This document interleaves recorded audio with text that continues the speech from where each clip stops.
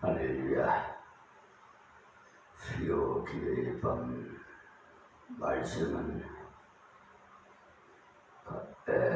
느헤미야 강해 설교로 2장 17절 말씀부터 드리겠습니다. 후에 저희에게 이르기를 우리의 당한 공경은 너희도 복도하는 바라. 예루살렘이 황무하고 성문이 소화되었으니 자 예루살렘 성을 중건하여 다시 수치를 받지 말자 하고 했습니다. 아멘. 이 말씀은 다 보고 나서는 관객들과 백성들의 대표를 모아놓고 나도 다 살펴봤는데 너희들이 알다시피 우리가 참으로 공경을 당했구나. 예루살렘이 황무지가 되었다. 그러니 이제는 이 성을 다시 중건하자. 그래서 다시는 수치를 당하지 말자. 이제는 하나님의 백성이 세상 앞에서 떳떳하게 하나님께 영광을 돌려야 된다라고 했습니다. 그렇습니다. 우리 하나님의 백성은 하나님의 은혜를 받아서 세상 앞에 나누어주면서 살고 떳떳하게 살아야 되지. 뭉చు리고 째째하게 그렇게 살면 안 돼요. 좀 담대하고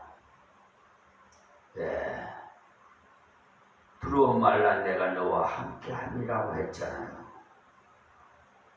우리 아버지 하나님은 함께 계시는데 아니 일개 대통령도 같이 있으면 대통령이 아버지라고 해도 그냥 사람들이 보살펴주고 경호도 하고 그러잖아요. 근데 만왕의 왕이신 우리 하나님이야 저와야 여러분이 아버지란 말이에요. 그것을 믿으시면 아멘 하세요.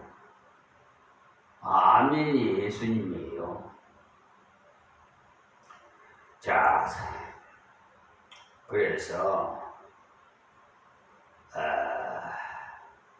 세상 앞에서 나눠주면서 살고 떳떳하게 살려면 좀 하나님의 말씀을 묵도하시고 날마다 동행하는 삶을 살아야 돼요. 나 혼자가 아니다. 어제도 제가 문서 작성을 하면서 새벽 2시까지 작업을 마쳤습니다. 저는요 시간이 황금보다도 더 귀해요. 왜 그런지 모르겠어요. 하여튼 너무너무 하여튼 시간이 그렇게 귀해요. 할 일이 그렇게 많아요. 저 빛과 소금의 역할을 감당하는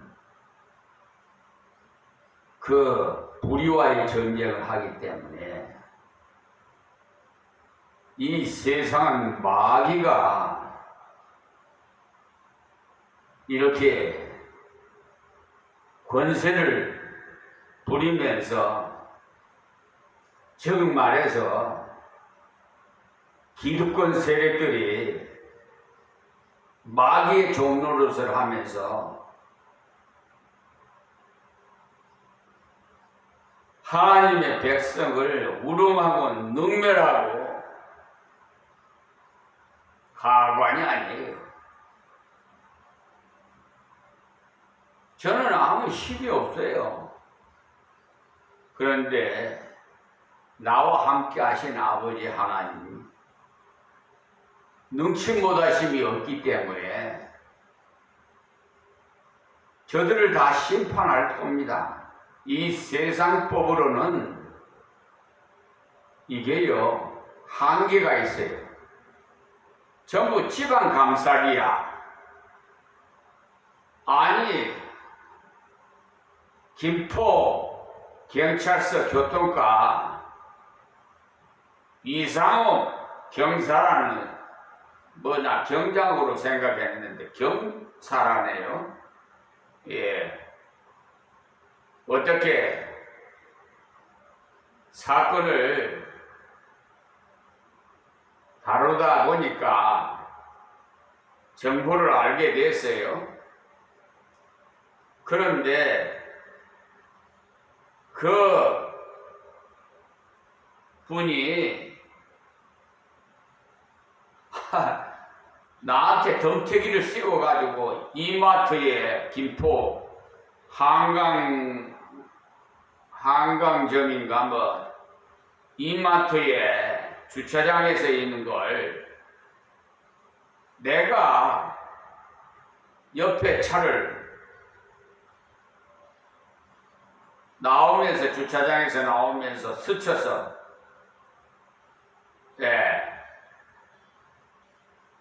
피해를 줬다는 거야.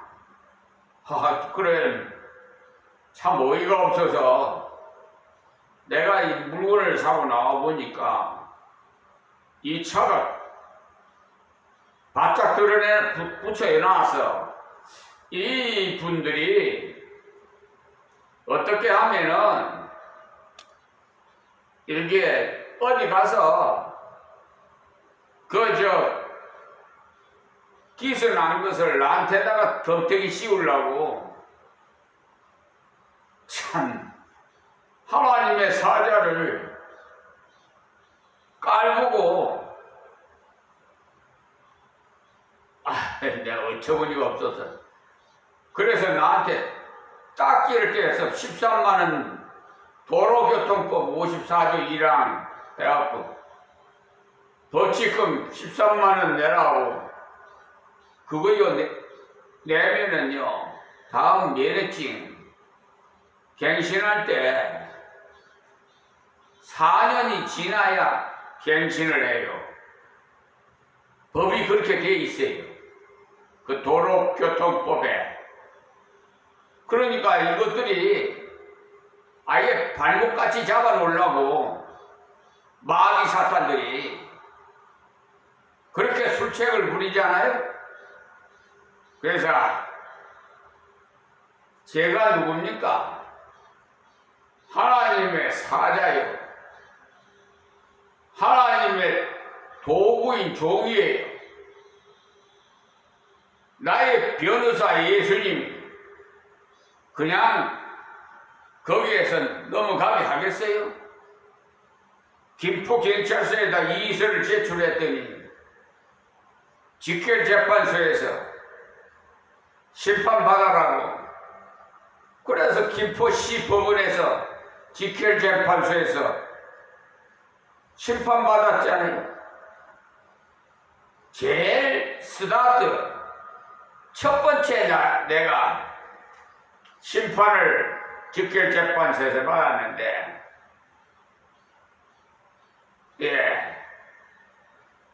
그러니까 우상호 경사 왔느냐고 안 왔거든요.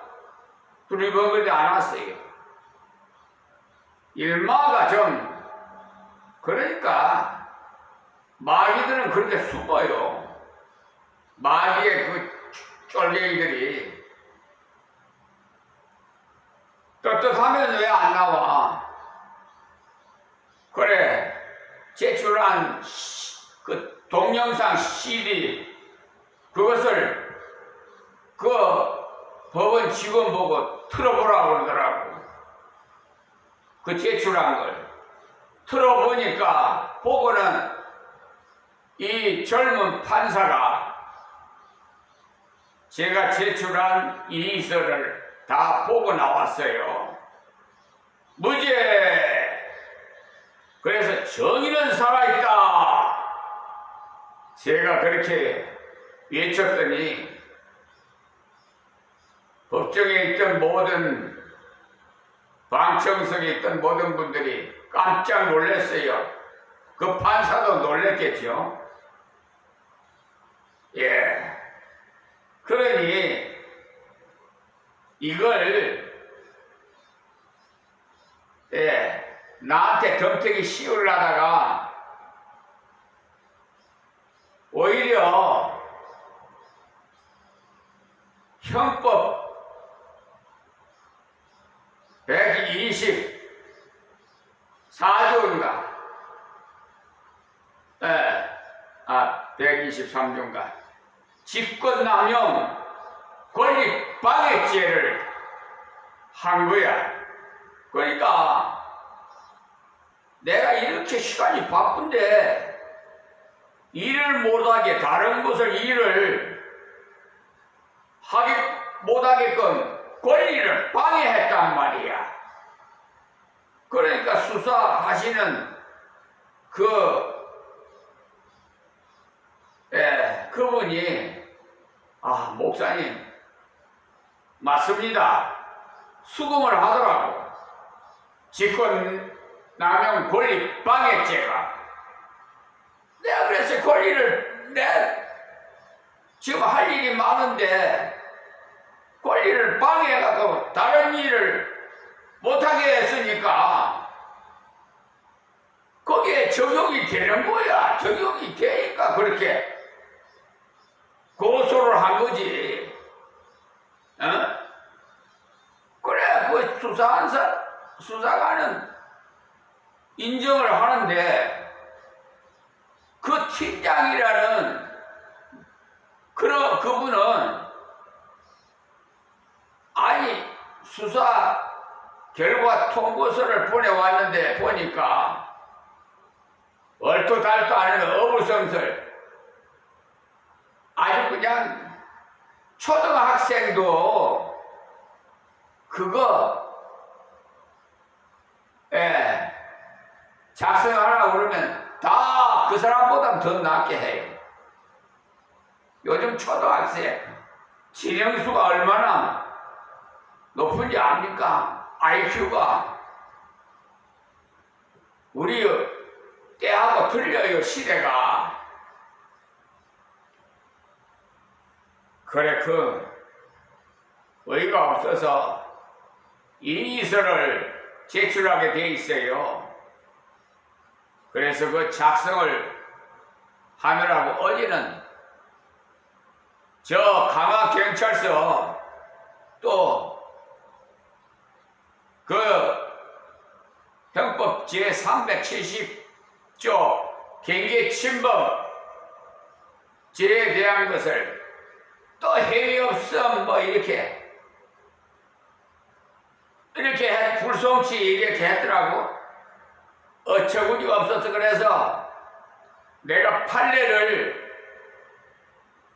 대법원 판례를 찾아서 내가 똑똑히 좀 보라고 제 고발장을 내가 작성해서 강화경찰서에다가 제출하고 왔어요. 그러니까 어제 굉장히 바빴죠. 그러다 보니까 저 시간은 황금 같은 시간이에요. 손해배상을 5천만 원을 했더니 저 대한민국 소송 수행자는 고등검찰청에서 나와요. 검사가 답변서를 써봤는데 정신적 시간적 피해로 5천만 원을 청구를 했는데 그것이 적절하지 않다는 거야. 이리저리 터져버려. 그래서 내가 거기에 대한 반박 해명을 해줬어요. 준비성명을. 당신네들은 정신적인 시간적인 것을 어떻게 생각하는지 몰라도 나는 여러분과 달라요. 얼마나 바쁜 사람인 줄 아세요? 시간이 한것 같고 또 내 주치의사가 목사님은 너무나 스트레스를 많이 신경을 쓰십니다. 저한테 주의사항을 주시더라고. 절대로 스트레스 그 신경 쓰지 마시라고. 쓰시면 생명의 위험이 있습니다. 모든 병은요, 그 의사가, 주치의사가 하는 말이 이 신경과민, 스트레스로 인해서 갖가지 병이 생긴다는 거예요. 그래서 저는 종합병원이에요. 세상 말로. 그래서 협심증, 여기 가슴에 동맥이요 80%가 막혀가지고 그것도 그냥 순식간에 세상을 떠나는, 눈을 감는 병이에요. 이 동맥이 막혀버리면 그냥 죽어요. 근데 하나님께서 그것을 발견하게 해주셔서 시술을 받았잖아요. 그래서 몸속에 지금 스텐 캡슐이 꼽혀 있습니다. 그렇기 때문에 내가 생명을 무릅쓰고 이렇게 스트레스를 받는데 생명과 5천만 원 돈 내가 1억을 신청하려다가 그것도 5천만 원만 신청했다고 이렇게 준비 서면을 올렸어요. 여러분들 생각에 각각 시간의 개념이 다를 겁니다. 정신적인 스트레스도 마찬가지예요. 자기들이 하는 일에 건강에 차이점이 있어요. 자, 그래서 이제 본문으로 좀 돌아가서요. 우리 하나님의 백성은 어디를 가든지 이렇게 움츠리지 마시고 좀 두려워하지 마시고 담대하십시오. 제발 부탁입니다. 그 대신 하나님 말씀을 순종해야 돼요. 하나님 말씀을 묵상하면서 날마다 영의 양식을 먹어야 돼. 육의 양식도 먹어야 이 세상에서 살지만 육의 양식보다 영의 양식이 더 귀중하다는 것을 아세요. 그래서 세계적으로 예수 그리스도를 일찍 믿는 나라들은 사는 것도 잘 살아요. 선진국들이 대부분 그렇지 않습니까? 우리도 그런 은혜를 받아서 세계 속에 대한민국이 부강한 나라로 되어서 전 세계를 복음화 성취화시키는데 우리 감당합시다. 지금도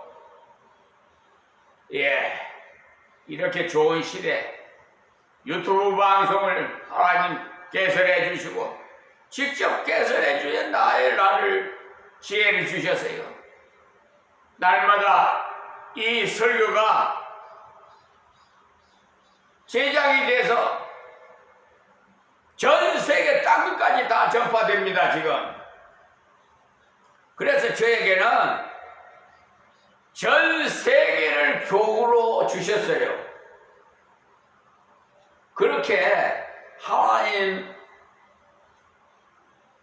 말씀에 순종하고 하나님 기뻐하는 일을 하면 하나님께서는 적은 일을 맡겨서 잘하면 큰 일도 맡겨요. 이제는 세계를 다 교구로 주셨어요. 할렐루야. 18절입니다. 또 저희에게 하나님의 선한 손이 나를 도우신 일과 왕이 내게 이런 말씀을 고하였더니 저희의 말이 일어나 건축하자 하고 모두 힘을 내어 이 선한 일을 하려 하매 그랬어요. 그러니까 그 다음에 하나님이 선한 손이 나를 도와서 아락사스다 왕에게 이야기를 했더니 이러이러하게 해주더라. 하나님께서 이렇게 돌봐주셨다라고 지금까지 과정을 다 이야기해 주었습니다. 이것이 뭐냐? 간증이지요. 구원 간증이 있고 생활 속에 하나님의 함께 하시는 체험 간증이 있습니다. 구원 간증은 내가 어떻게 해서 구원을 받았다는 것이고, 체험 간증은 내가 기도했더니 응답을 주셨다는 간증입니다. 체험 간증도 나누며 그 사람도 같은 체험을 하게 돼요. 그러므로 구원의 간증을 해서 다른 사람들도 예수 믿어서 구원을 받게 하는 일을 해야 돼요. 뿐만 아니라 생활에 대한 간증도 해서 다른 믿는 성도들이 생활의 은혜를 나와 같이 받아 누리도록 해야 됩니다. 자, 19절 말씀이에요.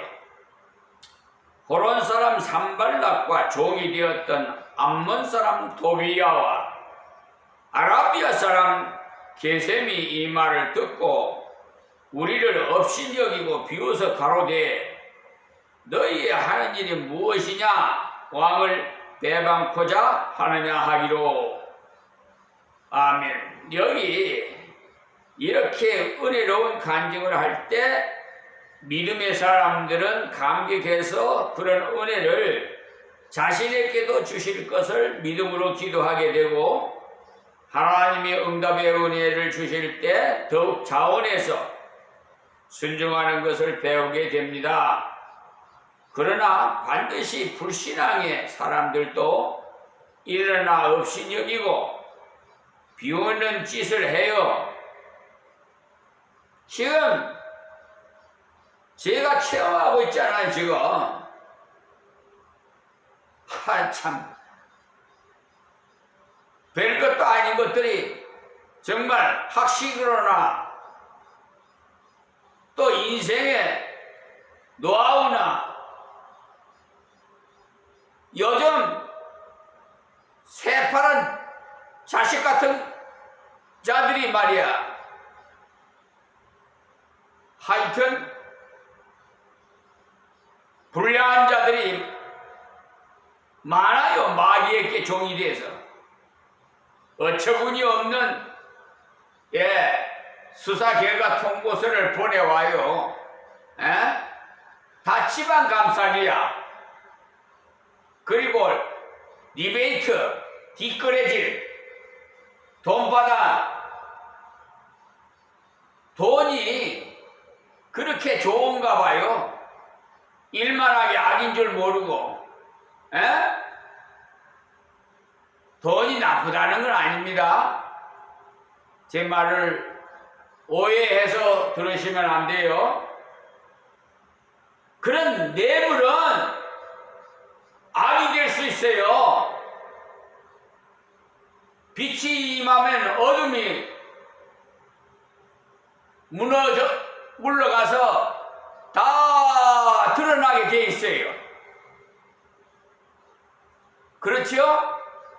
그러면 그분이 지은 죄가 다 세상 앞에 드러난단 말이에요. 지금 조희대 대법원장을 비롯해서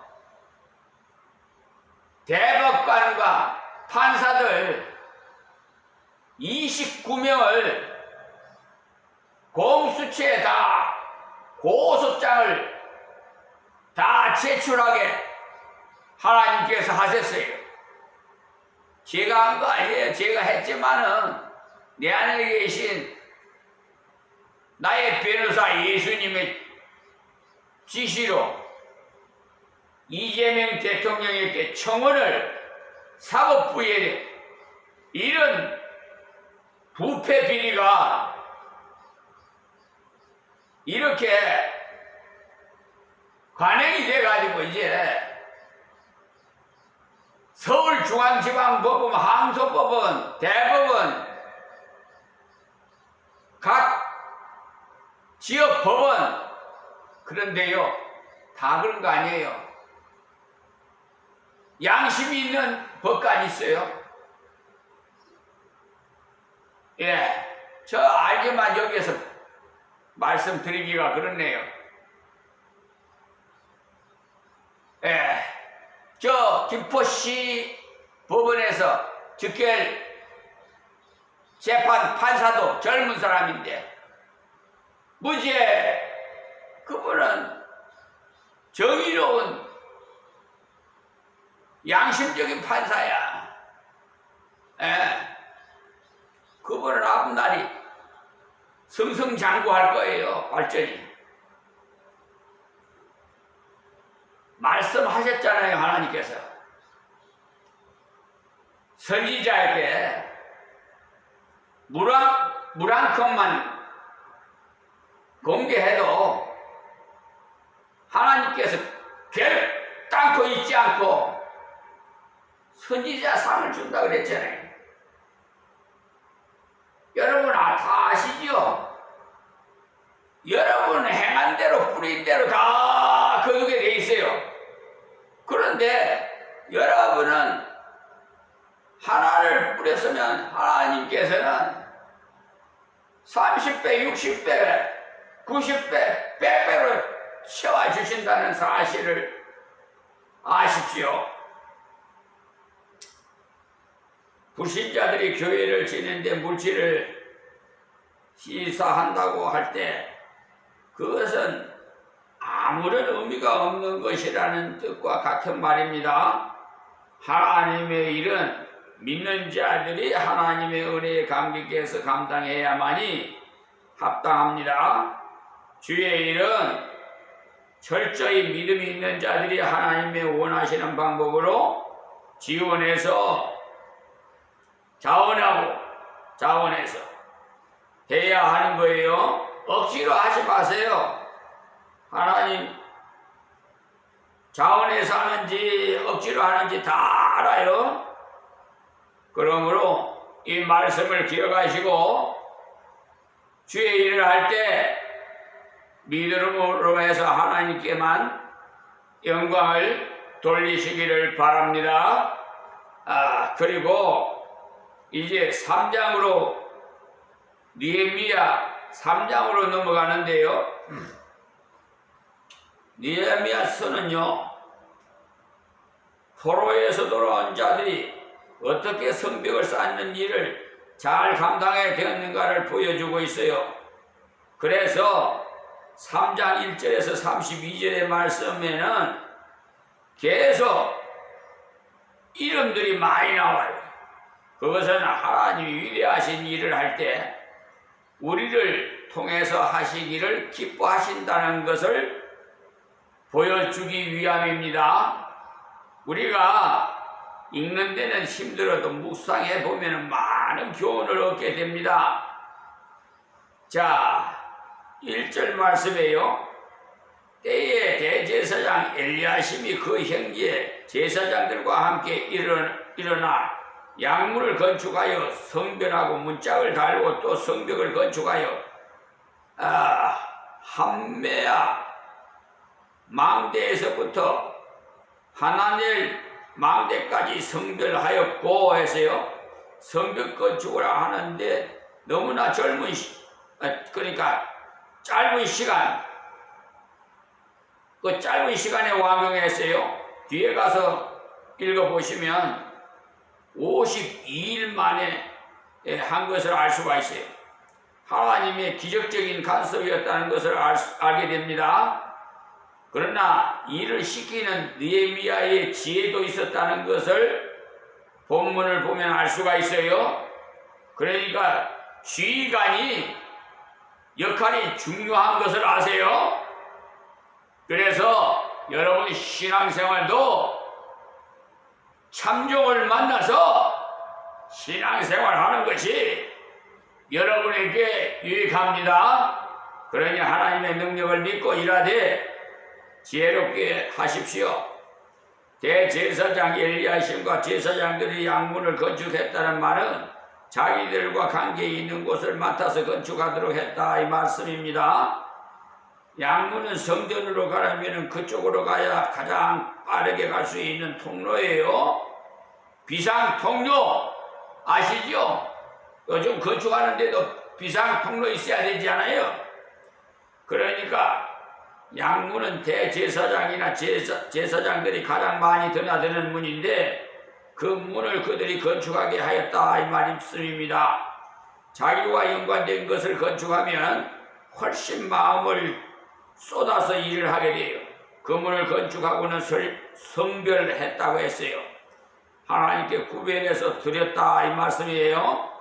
성벽도 양문에서 시작해서 함메라 망대라는 곳을 거쳐서 하나넬 망대까지 건축하여 성별하였습니다.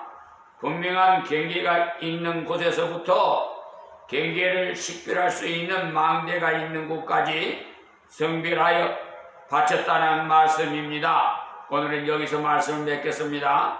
하나님 고맙고 감사합니다. 오늘도 주신 말씀 증거하여 사오니 듣는 자마다 복이 되게 하옵소서.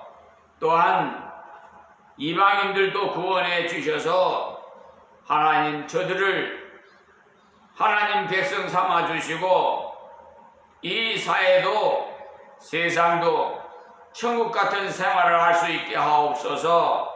예수님의 이름으로 기도합니다. 아멘.